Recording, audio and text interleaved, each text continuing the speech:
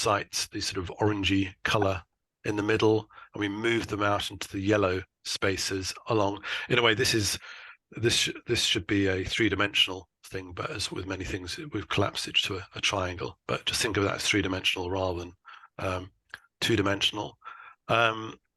So one thing we do is we increase trophic complexity, and I mentioned that in the previous slide where we introduce maybe some top predators, but also large herbivores, and by doing that, we create not only more well-structured food webs and interaction webs, but do things like create heterogeneity within large areas that can help develop a more biodiverse and more functionally diverse system. Dispersal is another key area, which I'll go back onto a bit later, but improving dispersal processes across the system is another key one. And in rewilding, we may want to either remove barriers to dispersal or introduce species which help with dispersal, or structures like rewilded rivers or meandered rivers. And another area which I probably won't return to, but it's quite interesting, is the idea of stochastic disturbances, where in lots of human managed systems we have quite they're well managed, and one part of that management is to actually reduce disturbances such as fires or floods. And the idea is that we actually allow those disturbances to happen. Again, we can do a number of things. One is create a heterogeneity in the systems. Another is that by allowing disturbances to happen, we don't build up problems for the future, such as if we restrict fire in forests. We've seen that over the world. The trouble is when a fire does happen, it can be much more severe and damaging than if there'd been multiple small fires before that. And also the system itself hopefully is more resilient because you have species which can cope with those disturbances, and those disturbances can promote successional processes. So in this paper, we applied that theoretical framework to case studies, and sort of in a sort of, again, a qualitative way, assessed how much they push the system along these different axes. And I won't go into great detail here, but there are some examples like restoring the natural flood regime in wetland forests in Germany, or the old example of the Swiss National Park, where a lot of things happened about a century ago, such as stopping the management, reducing or stopping hunting as well, reducing some large animals. And actually, this is one point to take home, that we're often nowadays we're backfitting rewilding to actions which happened sometime in the past, but with a rewilding aesthetic. And I think Johan mentioned that in his talk in the first series of this program. So it's not necessarily, rewilding sometimes happened even without that name. But I'm going to focus on three areas where I think which are aspects of rewilding that we could try to explore more theoretically, and since this is a math and rewilding, maybe in a more mathematical theory type way. And I'm just going to throw them out there and allow you mathematicians to think whether that's sensible or not, or what you could build from. So the first one is complexity, and the idea of rewilding is an attempt to enhance complexity. I should say now, actually, some of the examples I'm going to draw on is stuff we've developed for restoration approaches, which is a parallel but different approach to nature recovery, but which we can, I think we can borrow some ideas from, as restoration's borrowing ideas from rewilding. So although these are restoration studies, I think the ideas still apply to rewilding. The first one is complexity, and I already showed you that a lot of definitions to do with rewilding talk about increasing complexity. So let's think what we mean by complexity in an ecosystem. And this is this diagram done by my colleague Emily Waddell is sort of what, again, qualitatively we might think of as complexity. We go from a low complexity system. This is, a very simple one that you can think of like a Sitka spruce plantation. Easy for me to say, Sitka spruce plantation, which is like one species of tree, and in this case, not much else. Very low complexity. We can get a building complexity, maybe with the same just one species of tree, but we start getting a range of other species in there representing different parts of the trophic web, predators, both primary and secondary, and in this case, apparently there are no detritivores or pollinators. As I say, this is just a simplistic diagram. But then in a very complex system, we have a range of different species doing a range of different functions throughout the system. So that's what I think, if you ask a lot of ecologists, they would think of as complexity. But we probably need to be a bit more clear what we mean by ecological complexity, and this is what we explored a couple of years ago in a paper.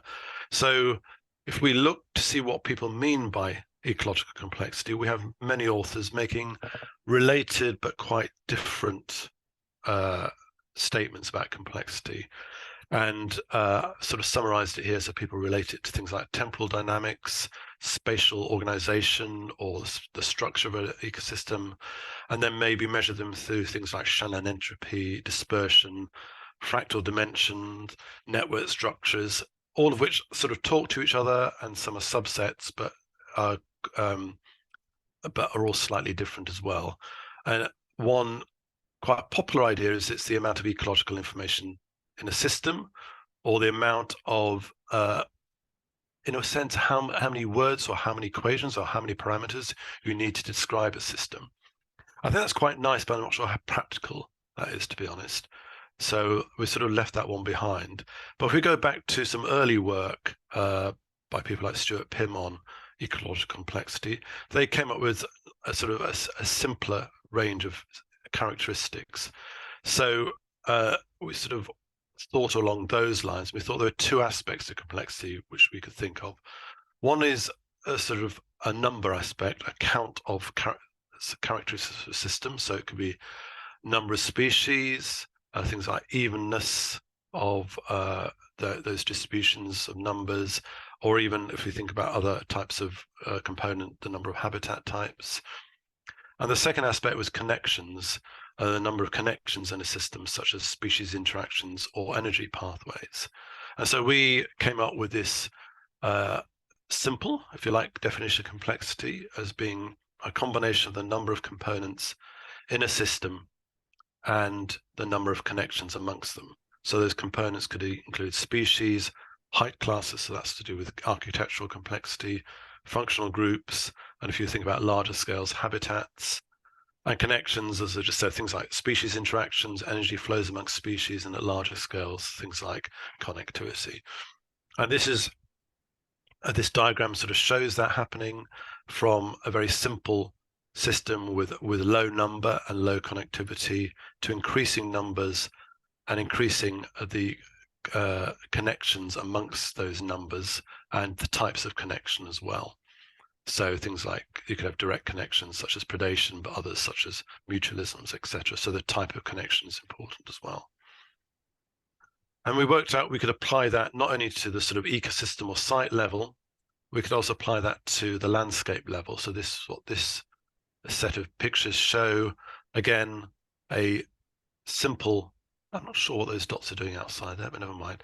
A simple landscape where we have a few patches which are themselves are simple.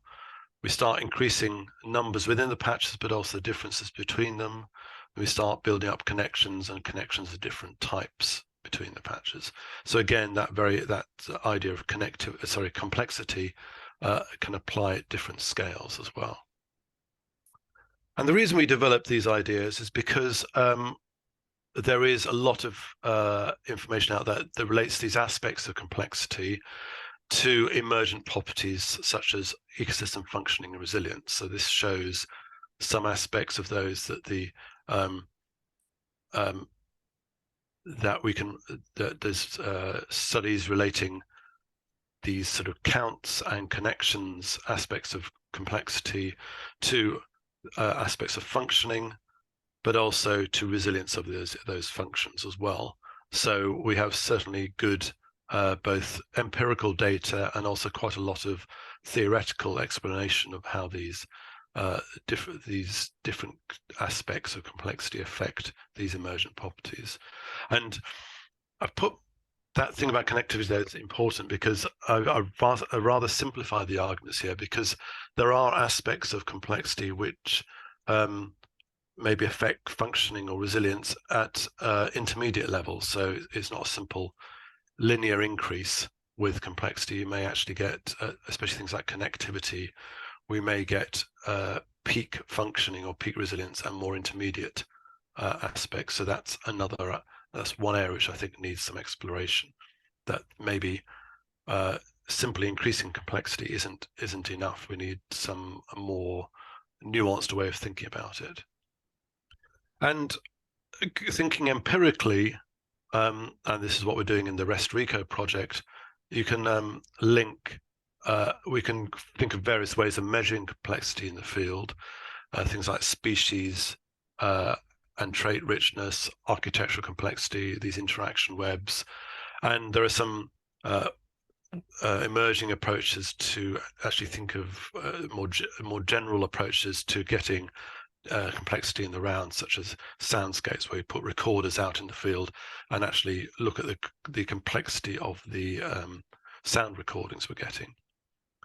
But just to show you an example of what complexity looks like in the field, these are pollination webs where you've got flowers here and different types of pollinator. This is from field surveys, which species of pollinator we found on which species of flower. And you can create these simple webs where we just link each pollinator to a flower. And this shows two systems we've looked at. One, a restored one, which is actually nice and complex, a lot of interactions going on, a lot of complexity. And this is a much simpler one where we've got very few plant species, and actually the interactions with the pollinators is much less complicated as well in general, because often you've got one pollinator visiting only one flower. So that's the complexity aspect. And I think while I've split the talk into three aspects, there's certain themes we'll run through. I just want to touch on resilience as another key concept that came through what I just talked about, and which will be in the rest of the talk as well. And I think resilience is a key concept for rewilding. It is for nature recovery as a whole, emerging as one. And again, in ecology, we often understand this both in a more qualitative sense. We often talk about resilience in a sort of general sense of ability to withstand perturbations. But of course, as you mathematicians will know, there's quite a lot of treatment more theoretically as well. And so we can think of resilience in a range of different ways. There are three types of perturbation one can think of, which I've got in this diagram here. Sort of rapid onset, where you get everything's going along just fine, and then suddenly there's a big change, and it then persists for a long time, such as a disease spread through a plantation, which you can see here. Sorry, a disease spread through a forest, which you can see here.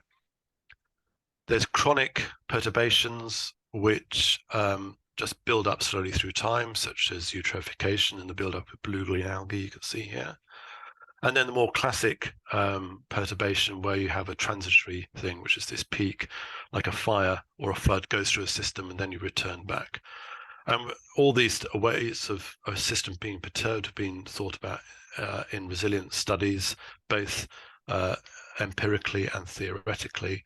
And there are different ways in which the system can respond. It's either completely resilient, it just stays the same, doesn't really change in any way. You get it going to a new state, either under very low levels of perturbation or higher levels. And then I'll return to this a bit later. We get this hysteresis approach, which is often quite a lot of interest.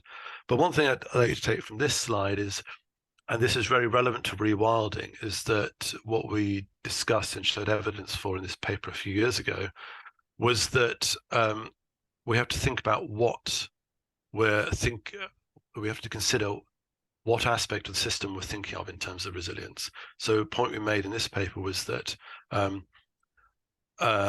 lot of people think about resilience of species composition in a system, which may be something which may be important if you're interested in conserving those species. But actually change in the species composition may itself allow resilience. So by new species colonizing and filling the functions of the species that have gone, you may actually get high resilience of function, but low resilience of species. And that, I think that's quite an interesting thing for rewilding if you're going down a different path than what a system was in traditionally. And this relates to complex systems dynamics in ecosystems, which is an area which there's an increasing interest in. And actually, I'm taking this from a paper just come out today in Journal of Applied Ecology, which again was thinking about ecosystem restoration, but I think the ideas really lend themselves to rewilding as well. And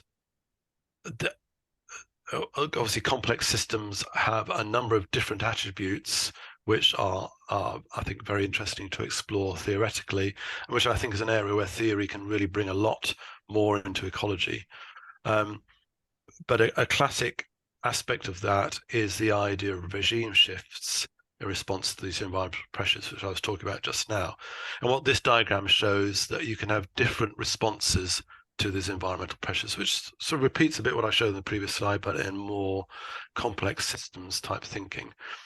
So in this first panel, you've got, and sorry, what I was going to say as well is that this also relates to how you then might recover that system, either to a previous state, which maybe is a classic restoration thing, or to a different, new, highly functioning or highly biodiverse state, which is more rewilding.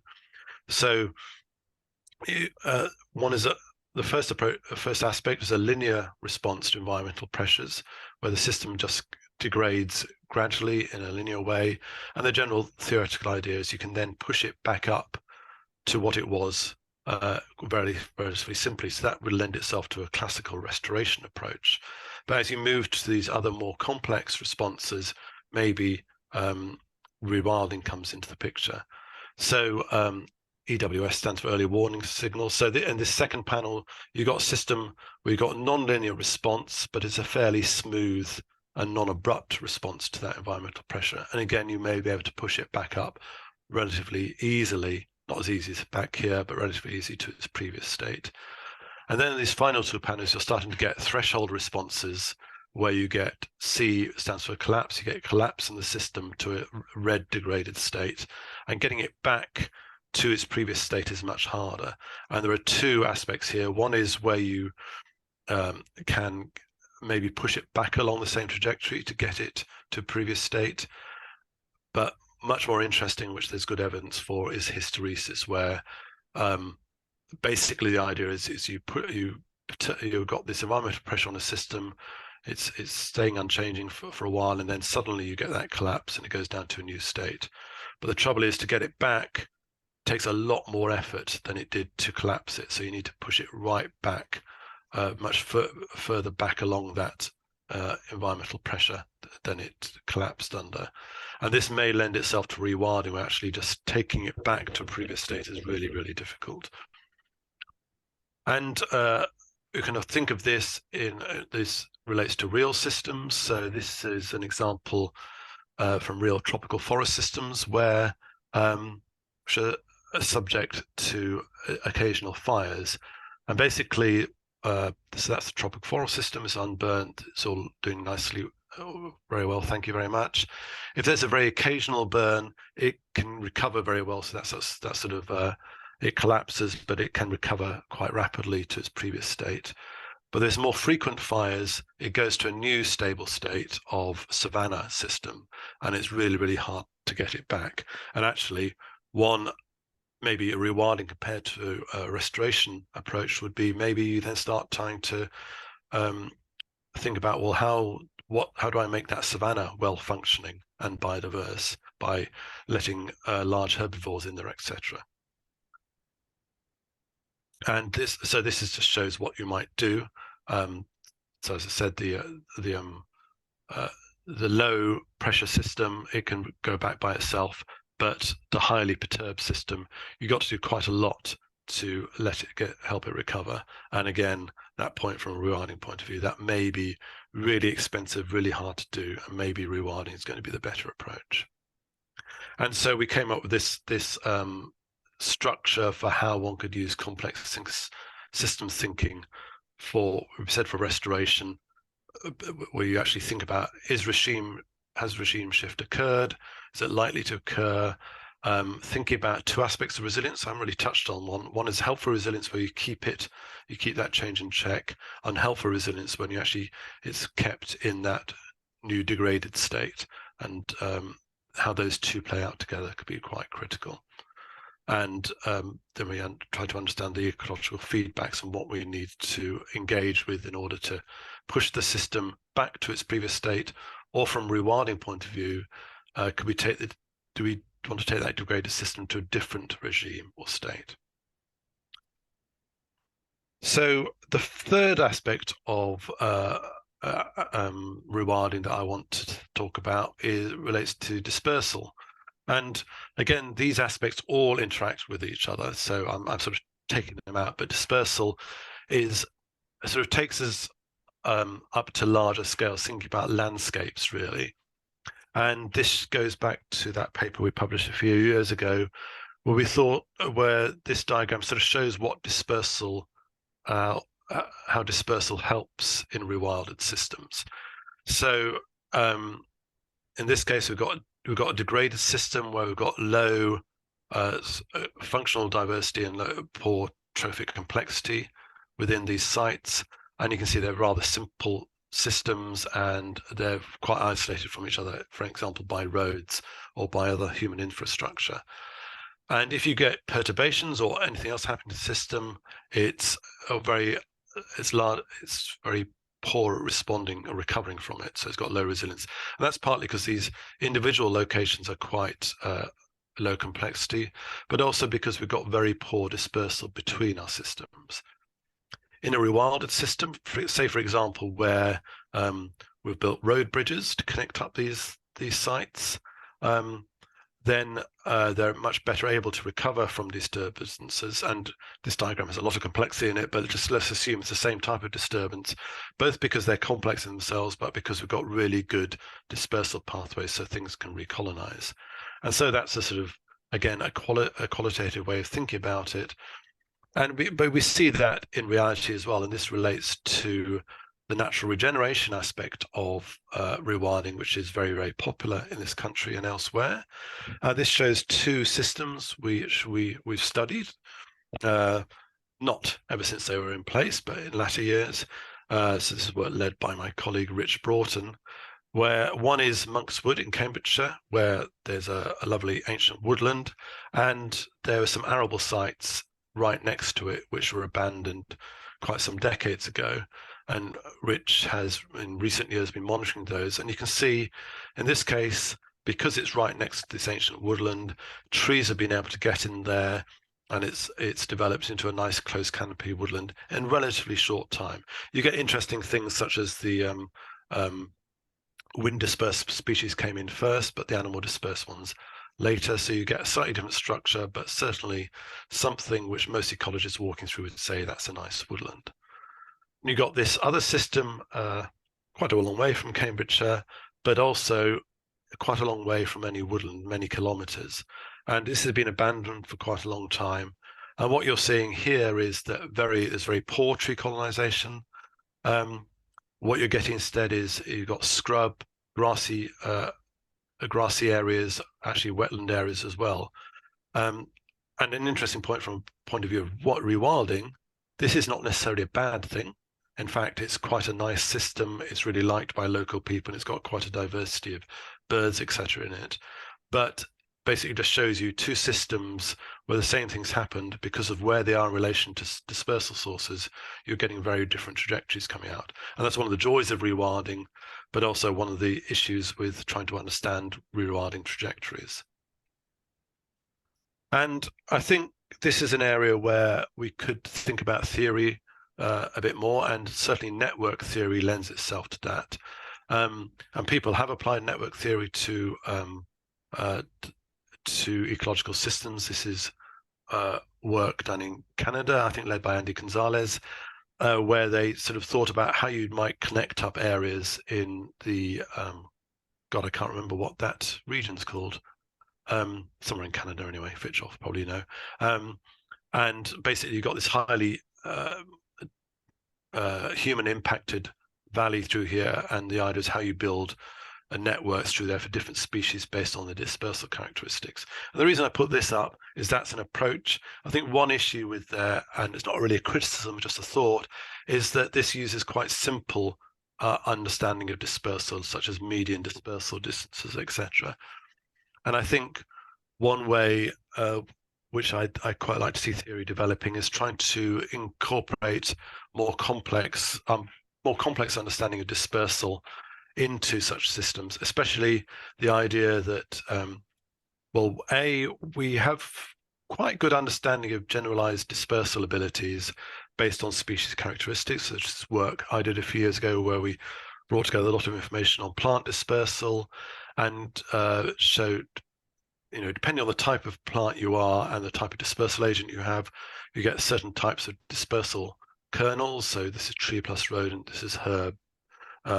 Herbs with appendages on their seeds dispersed by wind. And you can get this is a number of different species and studies put together, but we can get quite general dispersal kernels out, which is quite good because it means you don't need to characterize dispersal for every species. You can get some more general approaches to use. And interestingly, this nice paper published a couple of years ago applied some of those very same dispersal kernels to bird dispersal, and showed you could get some generalized understanding of bird dispersal as well. So got very different species, but with very similar framework for understanding dispersal. And a key issue here is often we're seeing dispersal is long-tailed. So for the plants, I found the best function was this one, I think it's sometimes called an exponential power, sometimes a power exponential, but there's mathematicians amongst you can see the structure there. With the bird study, I think they generally found the Weibull was a good fit for a lot of the data, but the Weibull often gave them long-tailed kernels as well.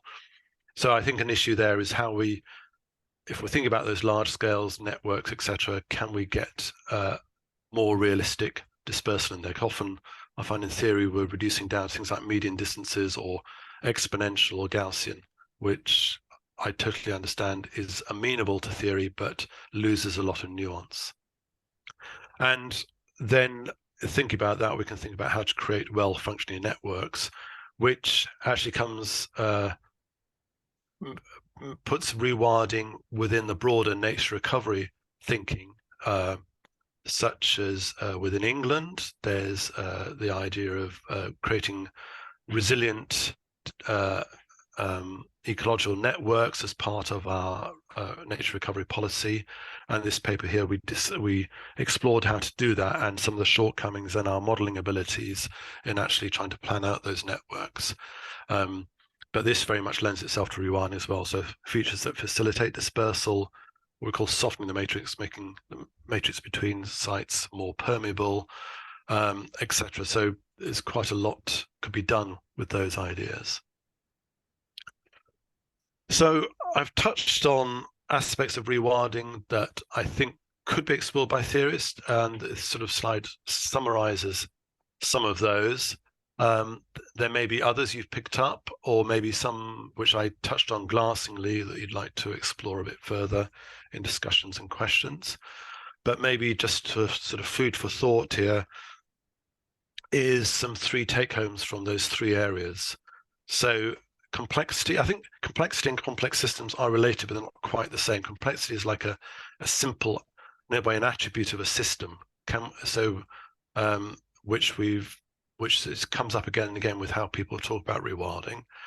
So the question is here, can we understand how complexity develops within a rewilded system or rewilding system, and how this complexity relates and links to functioning and resilience? And then think about the more complex systems type stuff, some related but different ideas here.